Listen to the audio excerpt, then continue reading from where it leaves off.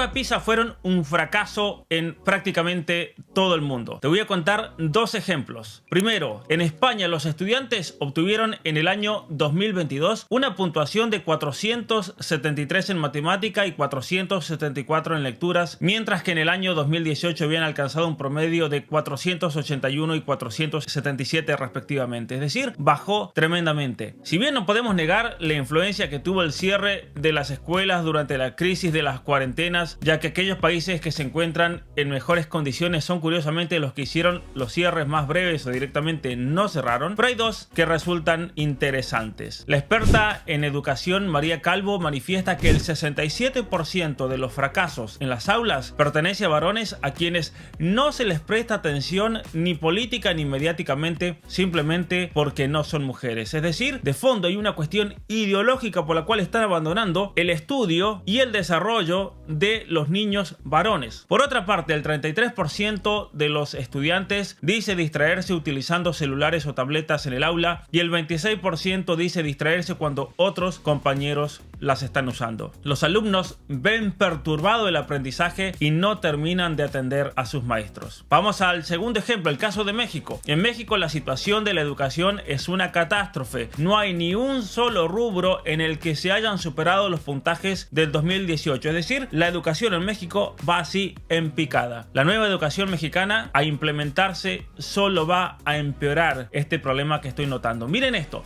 solamente el 1% de los estudiantes en México tienen el nivel necesario para comprender textos o abordar conceptos abstractos. Solamente el 1% de la población estudiantil en México. Esto es un desastre. Esto quiere decir que los jóvenes mexicanos están literalmente acabados y no tendrán ningún futuro si no hacemos algo por ellos. ¿Sabe lo que dice Ana María Prieto Hernández, una de las impulsoras de los nuevos libros de la SEP de México y que estuvo también en el diseño de los mismos? Ella dice que ahora el saber es colectivo, no individual, y que las pruebas PISA miden el saber individual, mientras que el gobierno de Andrés Manuel López Obrador apunta al saber colectivo. Solo quieren jóvenes no pensantes para poder dominarlos fácilmente y obviamente asegurar de tener futuros votantes en ellos. Es hora de apagar el celular y encender el cerebro con un buen libro. ¿Cuál es el problema que hace que la educación en Occidente se esté desplomando? La bajada del nivel educativo no es solamente una crisis de educación. Estamos ante algo mucho más profundo. La crisis está en la teoría del conocimiento que se está manejando en las aulas. Entonces la pregunta crucial que nos tenemos que hacer es si existe la realidad verdaderamente antes de ser conocida o si el alumno es quien la construye a su antojo. Y vamos a explicar bien esto. Una persona realista, una persona normal, una persona con sentido común va a decir que, por ejemplo, los libros que tengo atrás en mi biblioteca existen de verdad y que mi tarea es leerlos y conocer su contenido. Pero la educación ideológica que se está planteando hoy en día apunta a que no, la realidad no existe, o si existe no la podemos conocer, y por lo tanto hay que dejar que el alumno interprete esa realidad a su medida y que el alumno la vaya construyendo de acuerdo a sus sentimientos, de acuerdo a su autopercepción. Este es el problema, y por eso tenemos, por ejemplo, ideologías que afirman que no somos ni hombres ni mujeres, sino que cada uno debe autoconstruir su propia identidad de género. En rebeldía entonces a una educación mecanicista de estímulo-respuesta, la educación formal se entregó a las doctrinas progresistas que se fundamentan en lo que se llama el constructivismo. Es decir, como un derivado de la corriente filosófica romántico-idealista, se buscó desterrar los conocimientos y se entregó a la supuesta innovación, a la educación emocional, a métodos de aprendizaje por descubrimiento puro, pero que no funcionan para absolutamente nada. ¿Por qué? Porque los niños pasaron de leer textos largos ¿a qué? A pegar hojas en un mural, a cortar y pegar de Wikipedia o inventar ellos mismos la historia de sus propios países. Hay que respetar la autodeterminación, decían. Y entonces, cuando nos preguntamos si existe la realidad antes de ser conocida o si es el alumno quien la construye a su antojo, es porque nos encontramos ante una crisis metafísica en la educación. Y es esta crisis metafísica, es esta crisis filosófica la que básicamente ha penetrado todos los modelos educativos actuales, y por eso la educación no sirve para nada y es un fracaso total. Las pruebas PISA lo han demostrado. Y entonces, ¿qué pasa aquí? La realidad no se construye, la realidad es algo que se descubre, lo demás son ideologías. Existe la realidad antes de ser conocida. Esa es la postura de la filosofía realista que fundamenta la educación clásica, una filosofía aristotélico-tomista que tiene en cuenta, por sobre todas las cosas, la realidad de las cosas, la objetividad, y por lo tanto podemos decir que es una educación totalmente científica en contra de esta otra educación que se presenta como científica, pero no es más que una construcción ideológica. La educación es una cuestión humana que necesita de concentración, de reflexión, y por eso, para ayudar al alumno a descubrir la realidad, se necesita de un maestro que no solo sepa su materia, sino que sepa transmitir sus conocimientos con pasión.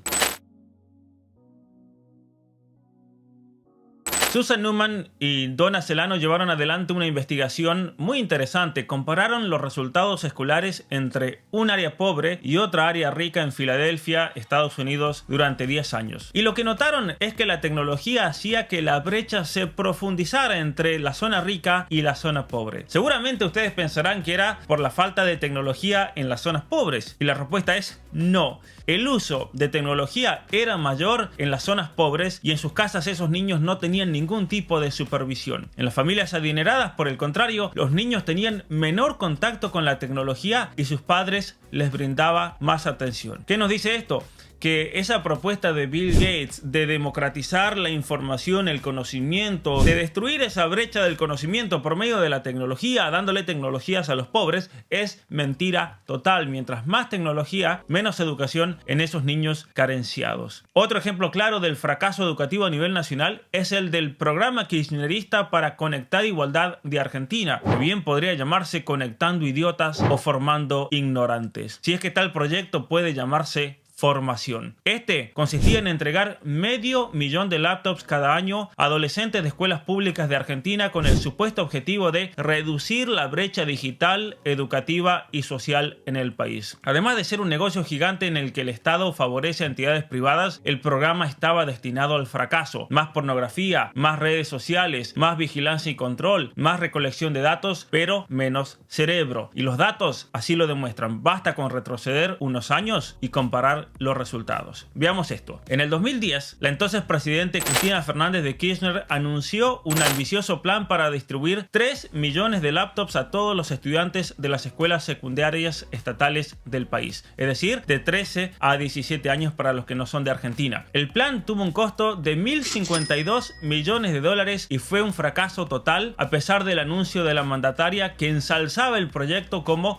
un absoluto instrumento de igualdad para superar la brecha digital. La realidad es que desde el año 2010 la educación en la Argentina ha empeorado cada vez más. Los estudiantes no alcanzan los aprendizajes correspondientes a su nivel escolar y la situación es tan catastrófica que ya no se repite de curso porque el Ministerio de Educación flexibilizó los criterios para la promoción frente a los malos resultados, según confesó Susana Decibe, quien fue ministra de Educación en la década de 1990. Es decir, el gobierno de Argentina, el gobierno kirchnerista, para tapar que estaba tan desastroso el programa de educación, hicieron que no se pueda repetir para así entonces cubrir ese fracaso. Las cifras hablan por sí mismas, por si alguien viene a decir no, eso no es así. De cada 100 estudiantes que ingresan a primer grado en la Argentina desde el año 2010, solamente 16 de ellos concluyeron el nivel secundario a tiempo, es decir, sin haber repetido o abandonado, y con los saberes mínimos. Y los 84 restantes de cada 100, ¿dónde están? Probable y lamentablemente están en la laptop de Cristina. Dicho programa solo alentó a que los estudiantes enciendan su laptop y apaguen su cerebro. El resultado, un fracaso escolar masivo de uno de los países que tuvo los niveles de alfabetismo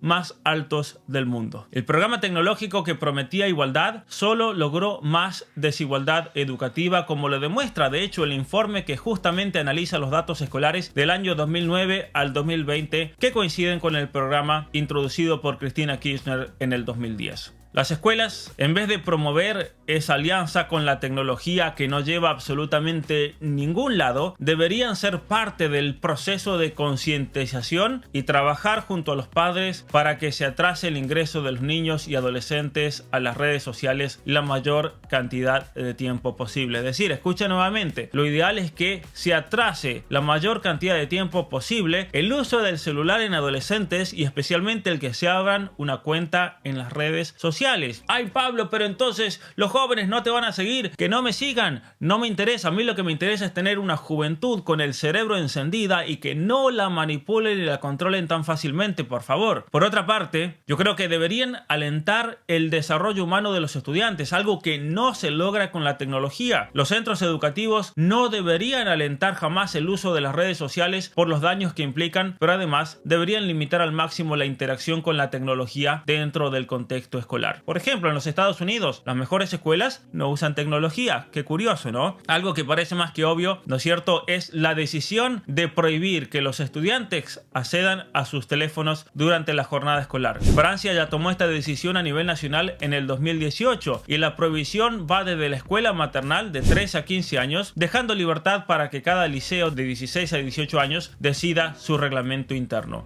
La ley estaba fundamentada en estudios que indican cómo los celulares son perjudiciales para los adolescentes y cómo en las escuelas donde no se permitían los celulares, los estudiantes obtenían los mejores resultados académicos. Lo mismo hizo Suecia en el año 2023